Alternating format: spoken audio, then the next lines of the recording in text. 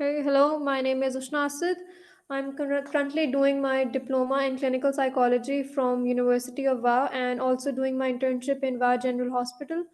उससे पहले मैंने अपना बैचलर्स किया था in psychology from capital university of science and technology जिसका पुराना नाम माजू हुआ करता था.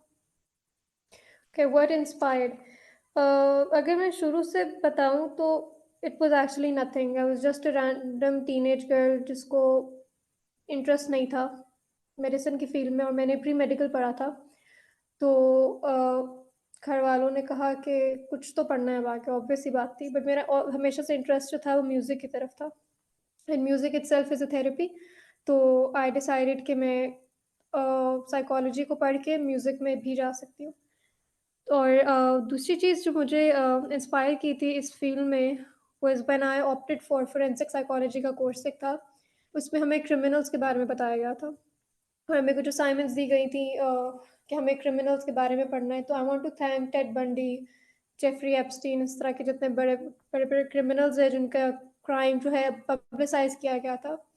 कि हमेशा से एक ही सवाल मेरे दिमाग में था कि वो जब ये हरकत करते हैं तो वो सोचते क्या हैं. तो मुझे उनकी वो सोच को पढ़ना था. तो that's why I opted for my future in clinical psychology. Next, की सब्जेक्ट्स. ओके,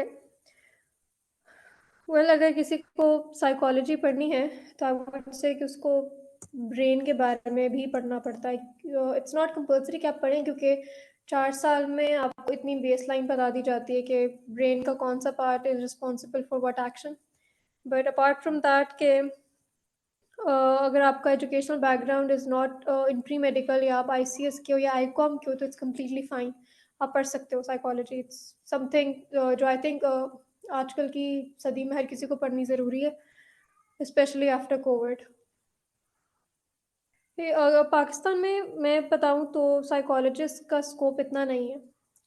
आज से अगर हम 10 साल पहले की बात करें, मैंने पिछले भी इसमें बोला था, 10 साल पहले हमें लिटरली पागलों का डॉक्टर कहा जाता था. इवन स्टिल टुडे मैं जहाँ पे इंटर्नशिप कर रही हूँ वहाँ पर भी गुजरते हुए हम इवन हमारे जो अपने क्लाइंट्स हैं वो यही कह रहे होते हैं ये तो पागलों का इलाज करती है और वो खुद को पागल कह रहे होते हैं.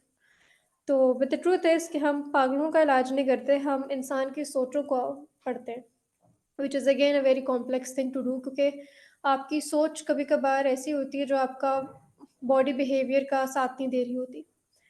तो टिपिकल जॉब्स इस फील्ड में apart from clinical psychology I would say organizational psychology का बहुत स्कोप है. रिसेंटली एयर ब्लू PIA और बहुत सारी और ऑर्गेनाइजेशंस ने जॉब्स निकाली थी आफ्टर BS लेवल और paying very good.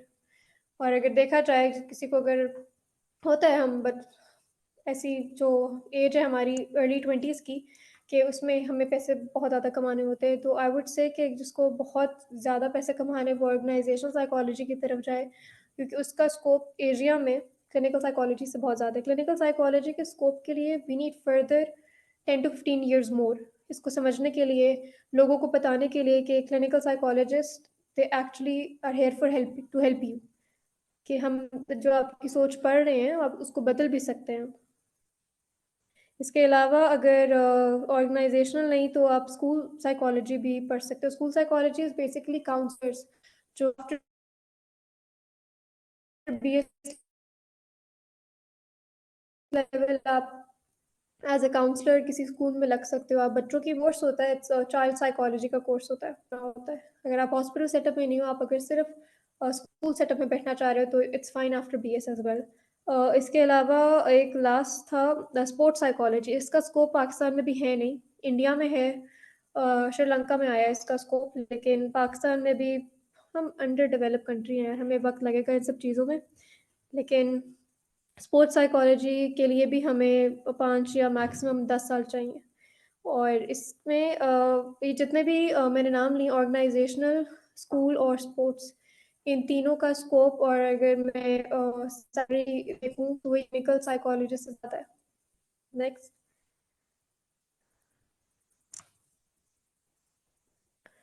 Upcoming trends में मैं यही कहूँगी कि आजकल AI का ज़माना है, ठीक है. पे पुराने ज़माने में क्या होता था कि हमारा डायग्नोज़िंग मुश्किल होता था। हम डायग्नोसिस ऐसे करते थे कि अगर हमारे पास एक स्केल हमने एक लगने पर एंड के बंदे को डिप्रेशन है तो हम डिप्रेशन डायग्नोज कर देते थे। तो पुराने उससे भी अगर पुराने ज़माने में देखा जाए तो इंट्रोस्पेक्शन मेथड आता था। इंट्रोस्पेक्शन मेथड हमारा होता था कि हम बिहेवियर के बेसिस पर इंसान को डायग्नोज करते थे। हम दिमाग में क्या चल रहा है वो नहीं हम करते थे। इससे हमारा डायग्नोसिस बहुत आसान हो गया है। पुराने ज़माने में हमें डायग्नोज करने के लिए हमें असेसमेंट्स लगानी होती थी, हमें क्राइटेरियाज़ देखना होता है। अभी भी हम यही करते हैं, क्राइटेरियाज़ हमें देखने ही देखने हैं।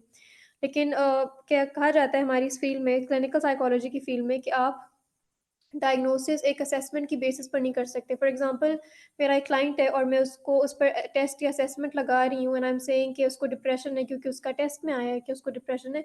बट मैं उसको डिप्रेशन डायग्नोज़ तब तक नहीं कर सकती जब तक वो एक क्राइटेरिया को फुलफ़िल नहीं करेगा and that criteria is set by the American psychological association जिसको हम फ़ॉलो करें।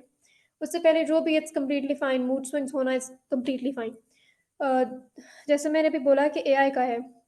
तो पुराने ज़माने में अगर मैं देखूँ तो विलियम वून का जो ज़माना था, विलियम वून वाज़ इन 18 हाँ, उसमें कोई था 1800s में। He is known for father of psychology. उन्होंने एक इंट्रोस्पेक्शन मेथड इंट्रोड्यूस किया था। इंट्रोस्पेक्शन मेथड से हम इंसान का बिहेवियर जज करते थे कि अगर उसका बिहेवियर में कोई मसला है तो इट मीन्स उसके दिमाग में कोई मसला है।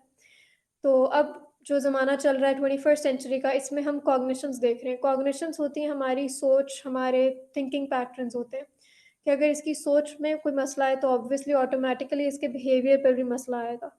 तो पुराने ज़माने से और अगर अब के ज़माने में मैं देखूँ तो कॉग्निशंस पर काम किया जा रहा है और ये एक बहुत ही फ़ायदेमंद चीज़ है क्योंकि पहले सोच ठीक करनी है, सोच के बाद ही इंसान का बिहेवियर ठीक हो सकता है। Next. In what universities in Pakistan this अच्छा बीएस लेवल पे बहुत सारी यूनिवर्सिटीज़ हैं पाकिस्तान में जो ये प्रोग्राम ऑफ़र कर रही हैं। इस्लामाबाद में I would say NUST and Bahria ये टॉप पे जा रही हैं इन बीए साइकोलॉजी। मैंने कस से पढ़ा है and I was in the first batch of psychology, ठीक है? तो मेरा तो एक्सपीरियंस कस्ट का it wasn't that good and wasn't that bad क्योंकि ऑब्वियसली पहला बैच है, टीचर्स नए आए होते हैं, उनको समझ नहीं आ रही थी पढ़ाना कैसे है, हमें समझ नहीं आ रही थी इनसे पढ़ना कैसे है। But right now I think कस्ट भी बेहतर जा रही है।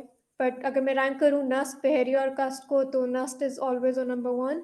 इसके अलावा मास्टर्स के लिए अगर देखा जाए तो क्लिनिकल साइकोलॉजी बहुत कम यूनिवर्सिटीज़ ऑफ़र करा रही हैं और बीएस लेवल पर हर यूनिवर्सिटी है जो साइकोलॉजी ऑफ़र कर रही है। लेकिन जैसे कि मैंने डिप्लोमा कर रही हूँ and I did not opted for masters, तो इसकी एक वजह ये थी कि इस फ़ील्ड में रिसर्च बहुत है। जिसको रिसर्च अच्छी आती है और जिसको एक्सपेरिमेंट्स करना बहुत अच्छे आते हैं, उसका नाम बन जाता है एज़ अ साइकोलॉजिस्ट। और मैं रिसर्च में अभी थोड़ी-सी कम हूँ, मतलब पीछे हूँ थोड़ी। तो I opted for diploma and further इंशाल्लाह I will opt for research as well जिसकी वजह से मेरा मास्टर्स हो सकेगा। तो इसमें अगर जितने भी यहाँ पे स्टूडेंट्स हैं इनको जाना है तो आई वुड से और जो इस्लामाबाद से हैं वो नस्ट में ज़रूर अप्लाई करें। नस्ट का criteria is very high but you should try it.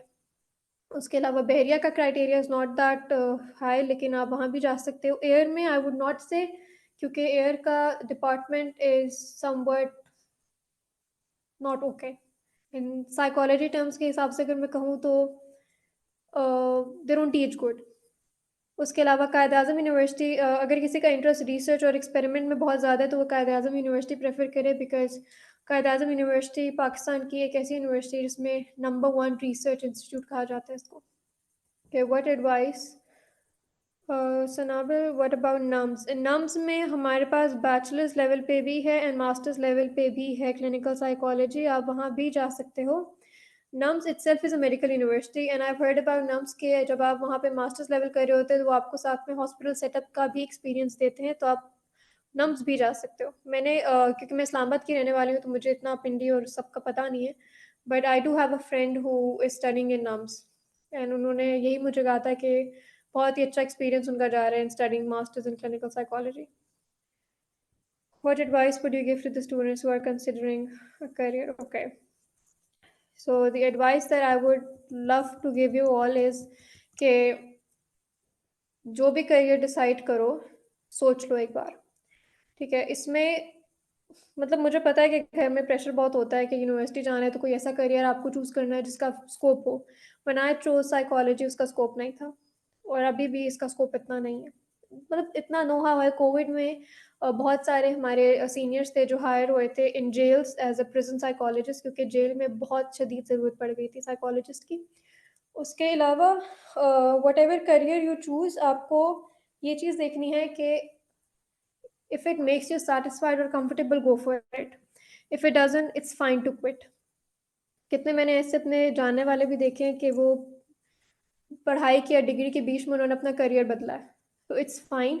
Psychology choose वो बंदा करे जिसको शौक है लोगों के दिमागों को इतना इन डेप्थ में पढ़ने का और लोगों का बिहेवियर चेंज करवाने में अगर वो बहुत इंटरेस्ट रखता है, तो वो ज़रूर साइकोलॉजी की तरफ आए। Psychology itself is not complex, ठीक है? इसकी थियरीज़, इसके experiments they are not that complex. उन्हीं की बेसिस पर हम आज ये जो साइकोलॉजी पढ़ रहे हैं, ये बेसिक एक जो entire I can say umbrella है क्लिनिकल साइकोलॉजी, उसके अंडर ये सारे स्कूल साइकोलॉजी, स्पोर्ट्स साइकोलॉजी वगैरह सब आ रहे हैं। तो अगर किसी को क्लिनिकल साइकोलॉजी में जाना है, तो वो बंदा जाए जिसका इमोशनली खुद पे कंट्रोल है या अगर आपका क्लाइंट रो रहा हो और आप उसके साथ रोने बैठ जाओ तो इट्स कंप्लीटली अनएथिकल, आप ये नहीं कर सकते। Okay, do you have any final thoughts or words of encouragement for students? Okay. यार जैसे मैंने पहले कहा है कि वही बंदा साइकोलॉजी की तरफ जाए जिसका शौक है, ठीक है? It can be very depressing, it can be very entertaining as well. तो और इसमें मैंने पहले भी कहा है कि जिसको रिसर्चेस या एक्सपेरिमेंट्स करने का बहुत शौक है वो इस फील्ड में ज़रूर जाए क्योंकि आपका नाम बन जाता है अगर आपकी इवन आपका एक्सपेरिमेंट भी ख़राब है आपका एक नाम तब भी बन जाएगा। अभी रिसेंटली हमने एक एक्सपेरिमेंट पढ़ा है which is prison guard experiment और ये हुआ था इन 1940s में स्टूडेंट्स पे कंडक्ट हुआ था and the result was very devastating कि हम उसको अब अपने एथिकल कोड्स में पढ़ते हैं। इन क्लिनिकल साइकोलॉजी सेटअप में हमारे जो कोड्स हैं हम उसमें पढ़ते हैं उस एक्सपेरिमेंट को। इट स्टेट्स के 25 स्टूडेंट्स को लिया गया था, कुछ को गार्ड्स बनाया था, कुछ को प्रिजनर्स बनाया गया था। तो उनका बिहेवियर चेक करना था एंड इट टर्न्स आउट के जो प्रिजनर्स थे they started eating their inmates like actually वो आदमखोर बन गए थे। तो इसीलिए वो experiment was dismissed after 6 days. तो फाइनल थॉट्स मैं यही कहूँगी कि अपनी अगर ज़िंदगी से बताऊँ तो it is an entertaining field. इसके अंदर स्कोप बहुत ज़्यादा है और आने वाले फ्यूचर में इसका स्कोप बन सकता है। पाकिस्तान एक डेवलपिंग कंट्री है और यहाँ पर साइकोलॉजी का इतना स्कोप नहीं है फ़िलहाल, लेकिन I believe in the coming 5 years psychology का एक प्रॉपर स्कोप होगा। जिस तरह हॉस्पिटल्स में साइकोलॉजिस्ट को भर्ती किया जा रहा है, जेल्स में भर्ती किया जा रहा है, वो सब और even in forces as well. हमारे पास एक क्लिनिकल साइकोलॉजिस्ट जो है वो आर्मी में, एयरफोर्स में, नेवी में उनकी ज़रूरत है। तो बाकी if you guys are willing to opt for psychology, best of luck. Thank you.